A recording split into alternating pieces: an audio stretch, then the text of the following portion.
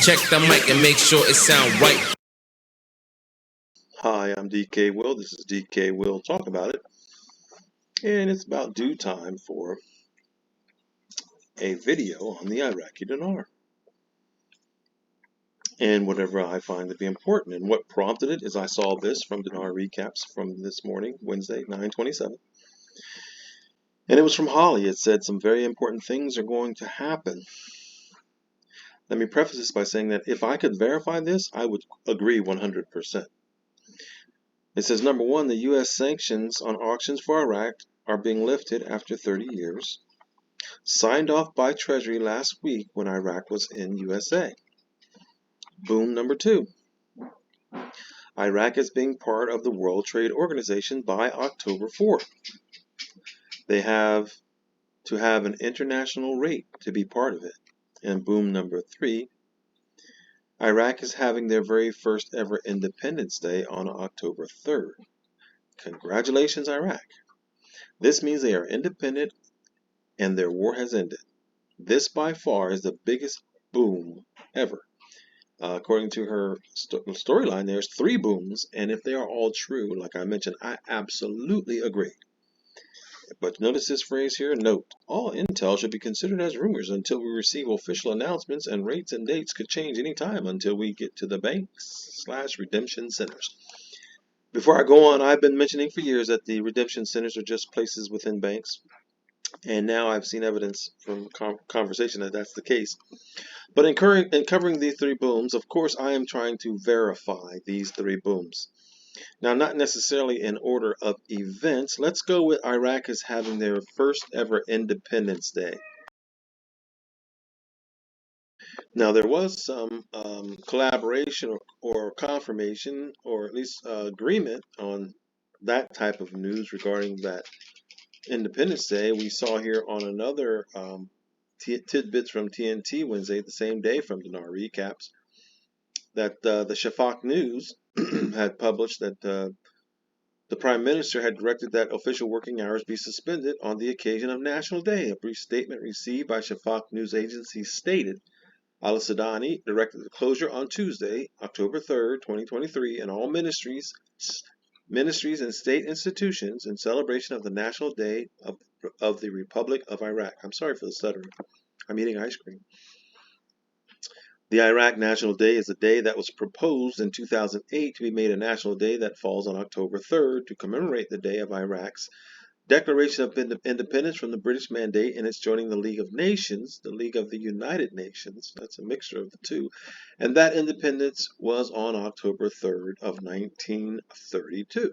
Okay, so there's a little collaboration, we'll say.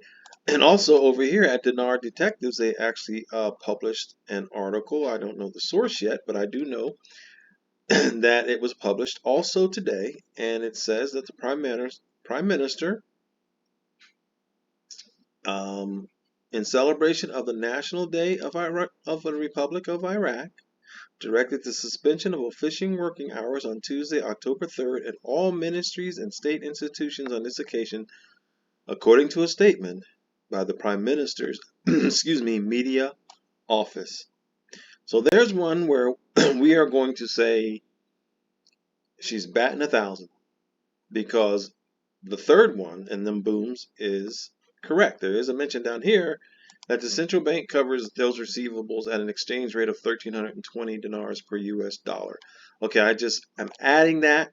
If anybody has any rate questions, that's an address to the rate, although that's not the purpose of this video.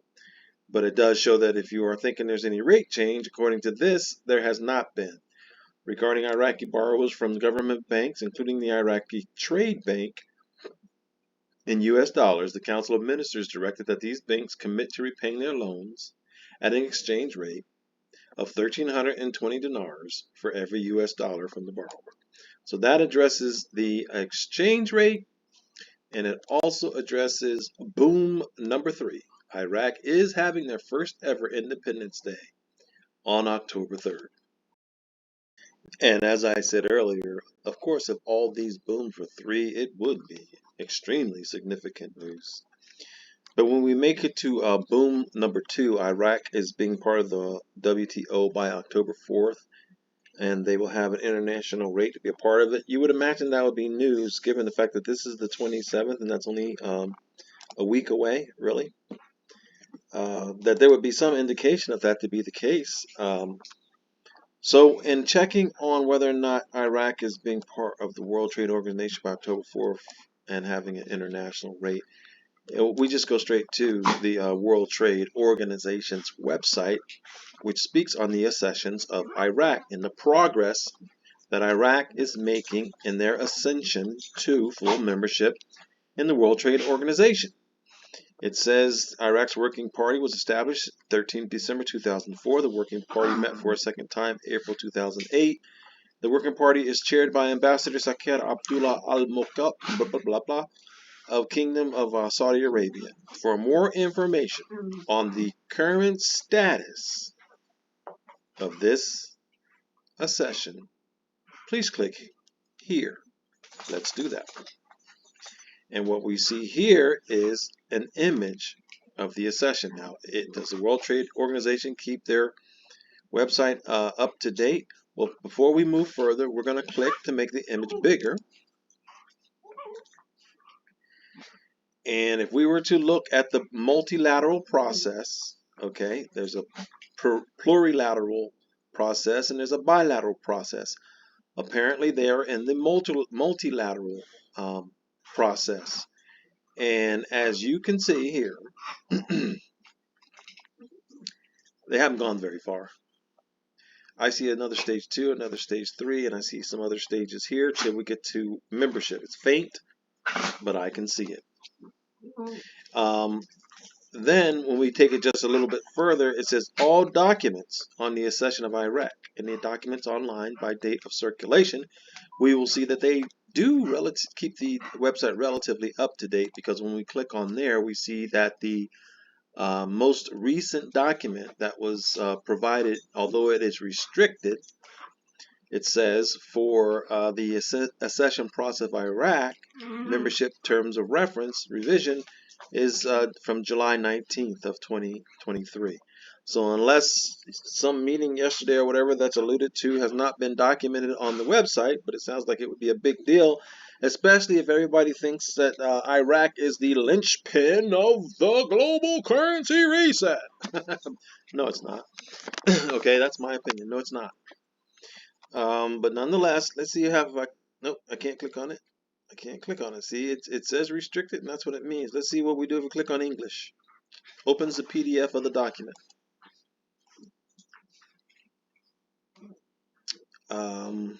Yeah, it doesn't do anything. So going back to Holly's news, I don't know Holly. I don't have nothing against Holly. I read her stuff from time to time, and I find it entertaining at best, useful as obviously if I'm making a video from it, and sometimes helpful. So don't get it twisted. But as we know, I say always stay grounded and verify. And if I can't verify it, I can't buy it. Okay. So this part, Boom 2, is getting a bit of a mixed result because they are in the process, but there's no indication whatsoever that they're going to be a part of the WTO by the 4th of October if we use our guidance as the World Trade Organization and what is available to us right now. So if we click on current news and we allow that site to come up, we see Jordan comes up. And so what I'm actually going to do is I'm going to go into the search bar and I'm going to put Iraq and I'm going to enter it. And key match. We got August 23rd, 2021. And it's talking about the World Trade Organization's accession of Iraq, and then the status of Iraq, July 20th, the stuff that we've already seen, right? Calendar of meetings, September 23. Calendar of meetings and events, September 23.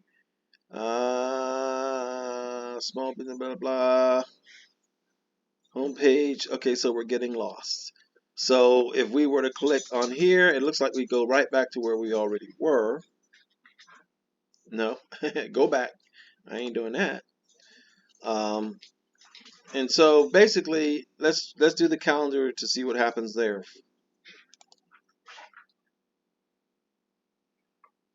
Okay, that's safe. Calendar view. And they're talking about December 2000. So I hope that's enough information on that to say that this cannot be confirmed. And I saved boom number 1. U.S. sanctions on auctions for Iraq are being lifted after 30 years, signed off by the Treasury last week, because that would be a big one. We do know that they have been reeling in the auctions and making more and more activity go to the actual banks for them to buy the US dollar. But something like this would be very significant, and we should be able to find some news on it. However, when investigating the aspects of sanctions for Iraq from the Treasury, this article here came up, which is a week old, and it says from Reuters, the U.S. Treasury official says Iraq must act to avoid further action on banks. Okay, so that doesn't sound like a positive direction, does it? It says the Iraq Central Bank must address continued risks of the misuse of dollars in Iraq at Iraq commercial banks to avoid new punitive measures targeting the country's financial sector, a top U.S. Treasury official said, citing fraud, money laundering, and Iran sanctions evasion. That doesn't sound like there's been any lifting of sanctions. In July, the United States barred 14 Iraqi banks from conducting dollar transactions as a part of a wider crackdown on the illicit use of dollars. Despite, like I said, I was eating ice cream. Despite the crackdown, the senior U.S. Treasury official who spoke on condition of anonymity said there were still other Iraqi banks operating with risks that must be remediated. Okay, that being said, that doesn't sound like the number 1 boom is accurate. The official said the U.S. action in July had been based on clear indications of illegal financial activity. The alleged crimes the Treasury was looking into included money laundering, bribery, extortion, embezzlement, and fraud. So they're still at it. Iraq's central bank governor has said Iraq is committed to implementing tighter financial regulations and combating the smuggling of dollars. The central bank did not immediately respond to a request for comment on Thursday. Well, taking it even further, this article says that Treasury hits Iran drone makers with new round of sanctions. This article is 1 hour old. And it says the Treasury, on September 27th, see there? UPI. The Treasury Department announced on Wednesday a new round of sanctions against those connected with Iran's military drone program that has been used to support Russia's invasion of Ukraine. So, that too lends itself to very likely boom number 1 has not been confirmed and cannot be validated. This one here, which I picked it up, and I'm not going to use it because when I looked at it and started reading it, it was talking about Tony Blair and Bush, even though it had a more current date on it. So this one is not in the mix, but one that is in the mix is this one here. Iran says on September 26th, keeping in mind that they're ahead of us on the global clock. So they're into the 27th evening and night by now. Iran says unofficial reports on sanctions removal talks lack credibility. In Tehran, the Iranian Ministry of Foreign Affairs has discredited media reports signaling a potential policy shift in how Tehran might pursue negotiations with the West aimed at reviving the 2015 nuclear deal and removing the sanctions against the country. It ended out saying that the Iranian officials have for years ruled out the possibility of direct talks with the United States, as the two countries do not have diplomatic relations. And so, tying it all together, and this is a recent article, it does not seem that we can give a whole lot of credibility to this number 1 boom. I'm not saying it's wrong. I'm not saying it's inaccurate. I'm not saying it's not true. What I am saying is I cannot confirm it. And in clicking on some links, it gave me the warning, you better turn around or somebody's going to steal your goodies. So I turned around, and I'm not going to go that far with it. But something of that significance should at least show up on certain websites. For instance, the World Trade Organization's website would be a good place for something like that to be documented. And I also went to the Treasury's website where I'm wondering why I don't. Oh, here it is. I also went to the United States Department of the Treasury, and I put in Iraq. I tried to narrow it down and find the most recent news in 2023, getting 3,701 results. But what I did not get is news of significance in regarding of the removal of sanctions. Now, that being said, here's where I am with all of it. There is a new monetary system going in place, and Iraq is going to be a part of it, just like everyone else who wants to be able to do business with the beast. You are going to have to be a part of this new monetary system. And those of us who are invested in things like XRP and Stellar and all, as much as we hate it, they are a key component in that monetary system and the use of CBDCs and perhaps the very restrictive measures that will be taken on the use of money on this globe. See my most recent video in regards to that. Here's your money, now spend it how we tell you. Along tying it in with the one about the biblical prophetic look at AI in the monetary system. Folks, I don't do everyday videos on Iraq. There is no need to do everyday videos on Iraq. I am not going to be a part of the echo chamber because I know that's what they want. And it amazes me how long they can pull this off, and they continue to pull it off. And people, I guess, continue to come in. I don't know. But what I do know is that nothing of magnificence has occurred that can be confirmed other than Iraq is going to have their first ever Independence Day on October 3rd. Congratulations, Iraq. All the rest cannot be confirmed. So if we look at some of these other things, excerpts from the Restored Republic via a GCR, now let me emphasize, a global currency reset is an absolute reality and a necessity. A gold and asset-backed quantum financial system is an absolute necessity and reality. That being said, money will go into the blockchain and the digital aspects and the virtual aspects of money. And that's the way they will be able to keep an eye, keep control, keep a handle on anyone doing any type of currency exchanges at redemption centers, which are just going to be banks. All I see, and it says here, all banks were required to be, I didn't know that when I said it, to be on the quantum financial system. So what I'm seeing, folks, is everything that I have anticipated and thought is actually relatively close and spot on. And I think the reason is I don't get caught up in the narratives. I don't get caught up in the hype. I don't read something, and then say, oh, wow, it must be true. No, it ain't. No, it ain't. No, it ain't. If I can't confirm it or get some indications that suggest that it's accurate. And in this instance, one out of 3 is an absolute lock. What is that? Batting 333. And we'll give a little credit for the World Trade Organization Ascension Program, even though it's been going on now for over 15 years, almost 20. So we'll say you're batting 350 on this one, Holly. I'm DK Will, and this is DK Will Talk About It. Please like, please subscribe. Please look at my other videos. I don't just talk about the Iraqi dinar, but I absolutely believe it's critical mass time on the financial scene.